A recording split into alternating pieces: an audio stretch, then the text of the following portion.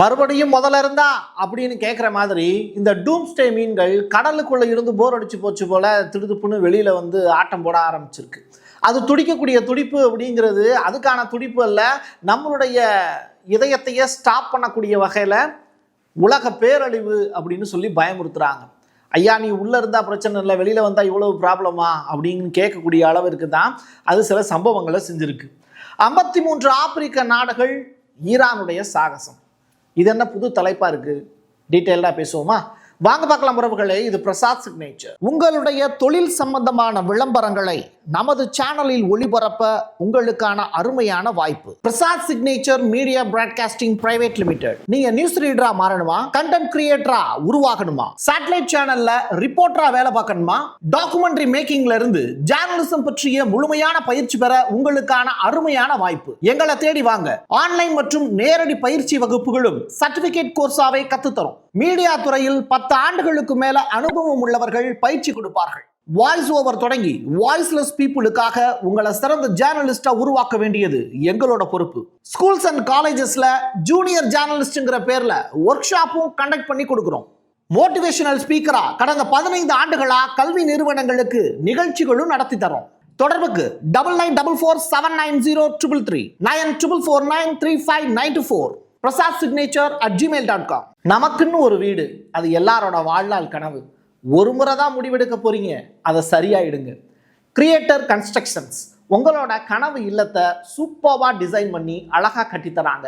Interior டிசைன்லையும் இவங்க தான் top. North west interiors. தொடர்புக்கு 72907991. நானும் இவங்களோட கஸ்டமர் தான். வடிவேலு ஒரு படத்துல இந்த ஊட்டப்பூச்சியை கொல்லும் நவீன மிஷின் அப்படிம்பாரு. இது எப்படி கொல்லணும் அப்படின்னு கேட்டால், உலக்கை எப்படி வச்சுக்கிட்டு மாங்கு மாங்கு என்று குத்தவும், சாகும் வரை மாங்கு மாங்கு என்று குத்தவும் அப்படின்னு ஒரு டயலாக் ஒன்று சொல்லியிருப்பாரு. அது மாதிரி தாக்குதல்கள் முடியும் வரை எண்ணெய் தடை அப்படிங்கிறது தொடரும் அப்படின்னு ஈரானுடைய IRGC இப்போ அனௌன்ஸ்மெண்ட் பண்ணியிருக்காங்க. ஐயா கர்நாடகாவில் டீயும் காப்பியும் மட்டும்தான் குடிக்கிறாங்களாம் ஹோட்டல்லாம், மற்ற எல்லாத்துக்கும் பேன் பண்ணிட்டாங்க. தமிழ்நாட்டிலையும் நிலைமை ரொம்ப மோசமாக போயிட்டுருக்கு. ஹோட்டல்கள் எல்லாம் மூடிட்டாங்க. இல்லத்தரசி பெண்களுக்கு ரொம்ப பெரிய அளவில் சிரமம் வந்துடும். ஸ்விக்கி ஜொமேட்டோலலாம் இனிமேல் சாப்பாடு கொடுக்க மாட்டாங்க போல். அப்படியே கொடுத்தாலும் ரேட்டு எக்குத்தப்பாக போயிடும் அப்படிங்கிற பயம் இருக்குது. வீட்டில் இருக்கக்கூடிய ஆண்களுக்கு தான் சிரமம். எது எப்படியோ அமெரிக்கா மற்றும் இஸ்ரேலிய தாக்குதல்கள் தொடர்ந்தால் மத்திய கிழக்குல இருந்து 1 லிட்டர் எண்ணெய் கூட எக்ஸ்போர்ட் பண்ண விட மாட்டோம் அப்படின்னு ஈரான் மிரட்டி விட்டுருக்காங்க.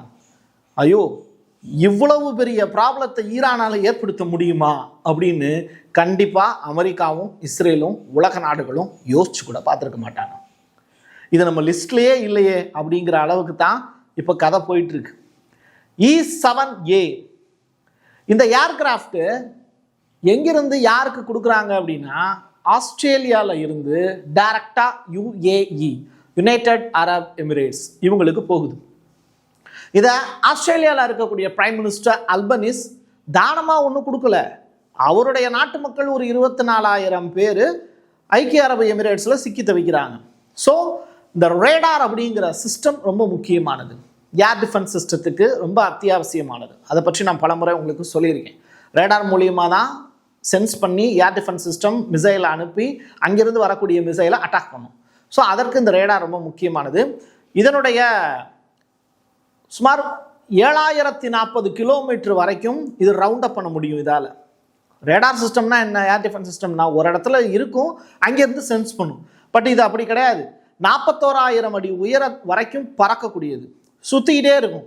ஆக்சுவலி இது வந்து ஒரு ஏர்கிராஃப்டில் ரேடார், அதுதான் இதோட கான்செப்ட். ரொம்ப வித்தியாசமானதாக இருக்குது. சீனாவோட ராஜதந்திர உறவுகளை கொண்ட 53 ஆப்பிரிக்க நாடுகளுடைய பொருட்களுக்கும் சீனா 0 வரி கொடுக்குது. டாக்ஸா போடுற டாக்ஸ் அமெரிக்கா 200% டாக்ஸ் சீனாவுக்கு போட்டியில் இப்போ ஒட்டுமொத்த ஆப்பிரிக்காவையும் தன் பக்கம் இழுக்கிறதுக்கு 0% டாக்ஸ் போட்டிருக்காங்க. அப்போ பர்கினா பாசோ மாதிரியான தலைவர்கள், சூடான் உள்ளிட்ட இடங்கள்லாம் யாருக்கிட்ட போய் வர்த்தகம் பண்ணுவாங்க? சீனா கிட்ட தான் போவாங்க. அப்போ பிரான்ஸு, இங்கிலாந்து ஒட்டியை தூக்கிட்டு கிளம்ப வேண்டியதான் ஊர் பக்கமே அப்படிங்கிற அளவுக்கு தான் அவங்க நிலைமை போயிட்டுருக்கு. யாரும் விரும்பாத வறுமையில் மூழ்கி தனிமைப்படுத்தப்பட்ட பாலைவனத்தினுடைய ஒரு தேசம் பற்றிய கதை இது. துபாய். துபாயை இவ்வளவு மோசமாக இதுக்கு முன்னாடி யாருமே பார்த்துருக்க மாட்டீங்க. ஏன்னா இந்த ஜென்ரேஷனில் நீங்கள். ஆனால் துபாயை பற்றி நீங்கள் அறிந்திராத ஒரு கதை ஒன்று இருக்குது. அட்டகாசமான பில்டிங்கில் இன்னைக்கு எல்லாரும் ஒய்யாரமாக 9வது மாடியில் உட்காந்துட்டு ஃபோன் பண்ணிக்கிட்டு இருப்பீங்க. துபாயில் இருக்கிற நண்பர்களும் பார்த்துட்டு தான் இருப்பீங்க. ஆனால் இதே துபாய் ஒரு காலகட்டத்தில் எப்படி இருந்தது அப்படிங்கிறது தான் இந்த வீடியோ. பாலைவனத்தில் துவைச்சிக்கிட்டு இருக்காங்க. ஃபுல்லாக வந்து பார்த்தீங்கன்னா இந்த மாவை உருட்டி சமைக்கக்கூடிய வேலை. கிடைக்கக்கூடிய பாலைவனத்தில் கிடைக்கக்கூடிய வெந்தும் வேகாத கறியை சாப்பிட்டு வாழக்கூடிய மக்கள். சின்ன போட்டு, அந்த போட்டுக்கு மேலே மீனவர்கள். அதுவும் ரொம்ப தூரம் போய் மீன் பிடிக்க முடியாது. நம்ம கூடங்குளத்தில் அணு உலையில் வேலை பார்க்குறாங்கல்ல, அங்கே இருக்கக்கூடிய பெண்கள்கிட்டலாம் நான் இன்டர்வியூ எடுத்திருக்கேன். நேரடியாக போய் கூடங்குளம் பிரச்சனை நடக்கும்போது 500 நாட்களுக்கு மேலே போராட்டங்களில் ஈடுபட்டாங்க. அது எங்களுக்கு வேண்டாம் அப்படின்னு அந்த பெண்கள்லாம் சொல்லுவாங்க. கடலுக்கு போயிட்டு வரக்கூடிய ஆண்கள் திரும்பி வர்றதுக்கு 1 வாரம் ஆகும். அதனால சின்ன பிள்ளைங்களுக்கு சாப்பாட்டுக்கு பிரச்சனை வந்துடக்கூடாதுன்னு சொல்லிட்டு சின்ன சின்ன குண்டுகள் வந்து வச்சுருப்பாங்க. இத்தினுண்டா அது வந்து சின்னதாக சீனி வெடி மாதிரி வெடிக்கும். அதை போய் கடற்கரையிலேருந்து இப்படி தூக்கி எறிஞ்சாங்கன்னா அது டக்குன்னு வந்து வெடித்து மீன்கள்லாம் சதறி கிடக்கும், இறந்து போய். அதை எடுத்துகிட்டு போய் சமைச்சு பிள்ளைங்களுக்கு சாப்பாடு கொடுப்பாங்க. இப்படி எங்களுடைய மீனவ உறவர்கள் இன்னைக்கு வாழ்வாதாரத்தை இழந்து தவிக்கிறாங்க. ஆனால் எங்கேயோ வந்து பாலைவனத்தில் ஒரு எண்ணெய் இருக்குது அப்படிங்கிற அந்த ஒற்றை காரணத்தை வச்சு இன்னைக்கு துபாய் ஓஹோன்னு வளர்ந்துருக்கு. ஆனால் அவங்க சேரக்கூடாத ஒரு இடத்துல போய் சேர்ந்தாங்க. அந்த நாட்டினுடைய பேர் தான் அமெரிக்க வர்த்தகம். சரி, ட்ரம்பினுடைய இலக்கு குறித்து ஈரானிய வெளியுறவுத்துறை அமைச்சர் ஒரு இன்டர்வியூவில் பேசியிருக்கார். நான் முதல்ல இவரை தேர்ந்தெடுக்கும் போது ரொம்ப சாதாரணமான ஆளுன்னு நினச்சேன். இப்போ இவரை படிக்க படிக்க படிக்க இவர் இவ்வளோ பெரிய ஜாம்பவானோ அப்படின்னு நினைக்க தோணுது. இவருடைய ஒரு சிரிப்புக்கு பின்னாடியும் ஒரு பதிலுக்கு பின்னாடியும் ஒரு வேதனை, ஒரு அழுகை, ஒரு கண்ணீர், ஒரு வேட்கை, ஒரு தியாகம், ஒரு எதிர்பார்ப்பு, ஒரு சக்சஸ், இது எல்லாத்தையுமே பார்க்க முடியுது. அந்த அளவுக்கு இவருடைய ஸ்பீச் வந்து ரொம்ப மார்பலஸாக இருக்கும். நீங்களும் இவருடைய ஸ்பீச்சை கேட்டு பாருங்க. அவர்கள் தோல்வி அடைந்தனர். 2 அல்லது 3 நாட்களில் ஆட்சி மாற்றத்திற்கு சென்று விரைவான சுத்தமான வெற்றியை பெறலாம் அப்படின்னு இஸ்ரேலும் அமெரிக்காவும் கனவு கண்டாங்க. ஆனால் அது நடக்கலை. திட்டம் ஏ, பிளான் ஏ தோல்வி ஆயிடுச்சு. இது அவங்க சற்றும் எதிர்பார்க்கல. அவங்க எங்களை குருட்டுத்தனமாக தான் தாக்குறாங்களே தவிர அவங்க கிட்ட கரெக்டான ஒரு பிளான் அப்படிங்கிறது இல்லை.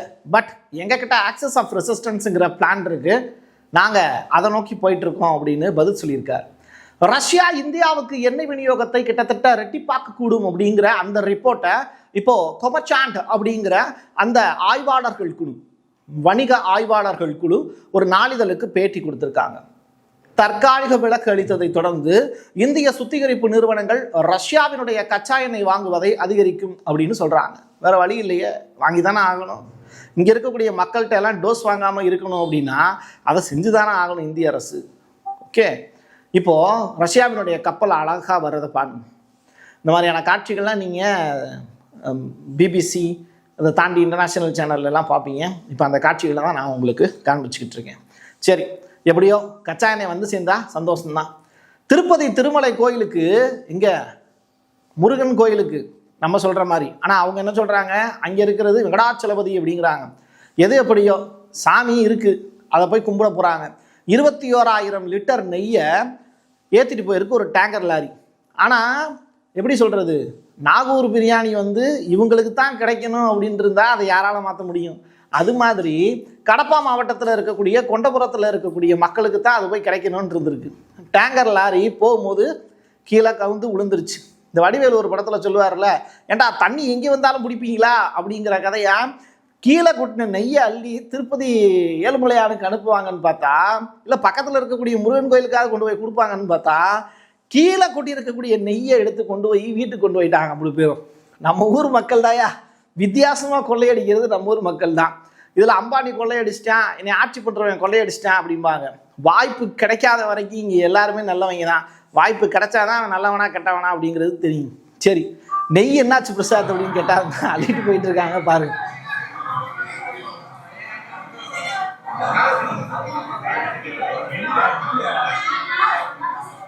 இந்த கூட்டத்தில் நானும் ஒருத்தந்தேன் அப்படிங்கிற கதையாக தான் போயிட்டுருக்கு நிலைமை. சரி, நம்ம ஊர் மக்கள் தானே, அள்ளிட்டு போட்டோம். சாமி சாப்பிட்டா என்ன, ஆசாமி சாப்பிட்டா என்ன. சிலிண்டர் விநியோகம் பாதிக்கப்பட்டுச்சு அப்படின்னா பாதிக்கப்பட்டுருச்சு. அப்புறம் என்ன, 5 அல்லது 6 நாட்களுக்குள்ள அனைத்து உணவகங்களும் மூடக்கூடிய சூழ்நிலை இருக்குது. கர்நாடகாவில் இப்போவே மூடிட்டாங்களாம். தமிழ்நாடு ஹோட்டல் சங்கத்தினுடைய தலைவர் வெங்கட் சுப்பு இப்போ கவலை தெரிவிச்சிருக்காரு. ஐயா, நான் நேற்றே கவலைப்பட்டு சொல்லிட்டேயா, வணிகர் சங்க தலைவர் விக்ரமராஜா முதற்கொண்டு இப்போ பெரிய அளவில் போராட்டங்களுக்கு ரெடி ஆகிட்டு இருக்காங்க அப்படின்னு நம்ம சொல்லாமல் சொல்லணும் அப்படிங்கிறது நமக்கு தேவையில்லை. நம்ம சொல்லாமலே அவர் செய்வாருங்கிற எதிர்பார்ப்பு மட்டும் இருக்குது மக்களிடத்தில். சரி, கர்நாடகாவினுடைய எல்பிஜி ஒன்றா வருதே அப்படின்னு சொல்கிற அளவுக்கு தான் இப்போ பிரச்சனைகள் பெரிய அளவில் போயிட்டு இருக்கு. சிலிண்டர்களுக்கு எரிவாயு நிரப்பக்கூடிய பணிங்கிறது நிறுத்தப்பட்டிருக்கு. நிறுத்து, எல்லாத்தையும் நிறுத்து அப்படிங்கிறாங்க. எல்லா வீடுகளுமே இப்போ ப்ராப்ளத்துக்குள்ளே சிக்கி தவிச்சுக்கிட்டு இருக்கு. சிலிண்டர் தட்டுப்பாட்டை சமாளிக்கக்கூடிய வகையில் எஸ்மா அப்படிங்கிற சட்டத்தை கையில் எடுத்திருக்காங்க ஒன்றிய அரசு. நேற்றைய தினம் ஒன்றிய அரசுன்னு சொன்னதுக்கு சில பேர் கோவப்பட்டு மெசேஜ்லாம் போட்டிருந்தாங்க. ஐயா, ஒன்றிய அரசுங்கிறத ஒன்றிய அரசுன்னு தான் சொல்ல முடியும். மத்திய அரசு அப்படின்னா சென்ட்ரலில் இருக்கக்கூடியது. சரியா, நீங்கள் என்ன மத்திய பிரதேசத்திலே வச்சுருக்கீங்க? உங்களோட அரசாங்கத்தை டெல்லியில் தானே வச்சுருக்கீங்க. அனைத்து ஒன்றியங்களையும் சேர்ந்தது தானே ஒன்றிய அரசு. அப்புறம் ஏன் யூனியன் பிரதேசங்கள்லாம் வச்சுருக்கீங்க? அதுக்கான பதில் இருக்கா உங்கள்கிட்ட? வரலாறு படிங்க மக்களே.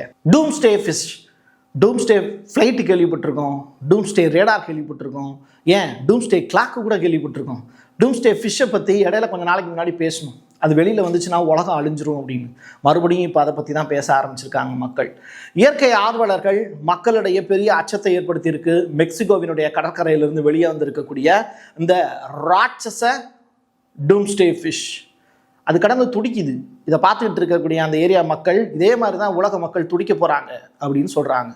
ஐயோ அம்மா அப்படின்னு கடந்து கதறக்கூடிய அளவிற்கு இந்த எண்ணெய் பஞ்சாயத்துங்கிறது ஒவ்வொருத்தருடைய வீட்டிலையும் தலைவிரித்து ஆடப்போகிறது.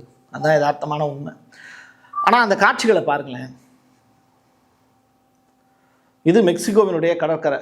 மெல்ல மெல்ல அது அப்படியே வெளியில் வருது. இங்கே பாருங்க, நான் தான் துடிக்குதுன்னு சொன்னல, நம்ப மாட்டீங்க நீங்கள், நெசமாவே தான்.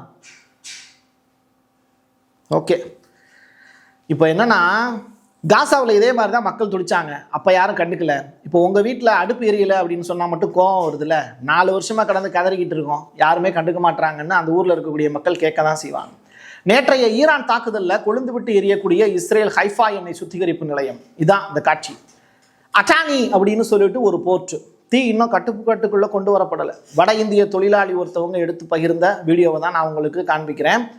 இது வந்து ஒரு டயலாக் நானாக ஒன்று சேர்த்தேன். நண்பா, நீ இன்னும் அங்கே தான் இருக்கியா, இன்னும் வரலையா அப்படிங்கிறது. எந்த நண்பன் எடுத்து அனுப்பிச்சான்னு தெரில, ஆனால் அனுப்பிச்ச விஷுவல் வந்து சூப்பராக நல்லா இருக்கு.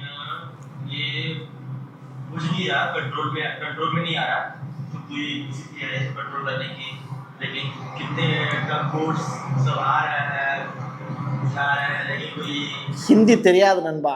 சரி, அடுத்த எபிசோட்ல சந்திப்போமா?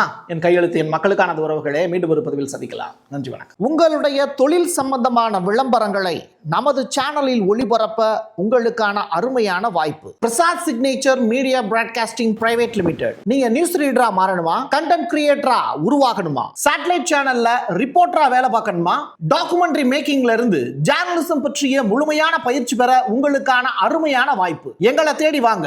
ஆன்லைன் மற்றும் நேரடி பயிற்சி வகுப்புகளும் சர்டிபிகேட் கோர்ஸாவை கத்துத்தரும். மீடியா துறையில் 10 ஆண்டுகளுக்கு மேல அனுபவம் உள்ளவர்கள் பயிற்சி கொடுப்பார்கள். வாய்ஸ் ஓவர் தொடங்கி வாய்ஸ்லெஸ் பீப்புளுக்காக உங்களை சிறந்த ஜேர்னலிஸ்டா உருவாக்க வேண்டியது எங்களோட பொறுப்பு. ஸ்கூல்ஸ் அண்ட் காலேஜஸ்ல ஜூனியர் ஜேர்னலிஸ்ட்ங்கிற பேர்ல ஒர்க் ஷாப்பும் கண்டக்ட் பண்ணி கொடுக்கிறோம். மோட்டிவேஷனல் ஸ்பீக்கரா கடந்த 15 ஆண்டுகளா கல்வி நிறுவனங்களுக்கு நிகழ்ச்சிகளும் நடத்தி தரோம். தொடர்புக்கு 9944790333 94493594 prasadsignature@gmail.com. நமக்குன்னு ஒரு வீடு, அது எல்லாரோட வாழ்நாள் கனவு. ஒரு முறை தான் முடிவெடுக்க போறீங்க, அதை சரியாயிடுங்க. கிரியேட்டர் கன்ஸ்ட்ரக்ஷன்ஸ் உங்களோட கனவு இல்லத்தை சூப்பர்வா டிசைன் பண்ணி அழகா கட்டித்தராங்க. இன்டீரியர் டிசைன்லையும் இவங்க தான் டாப். North west interiors. தொடர்புக்கு 7299079991. நானும் இவங்களோட கஸ்டமர் தான்.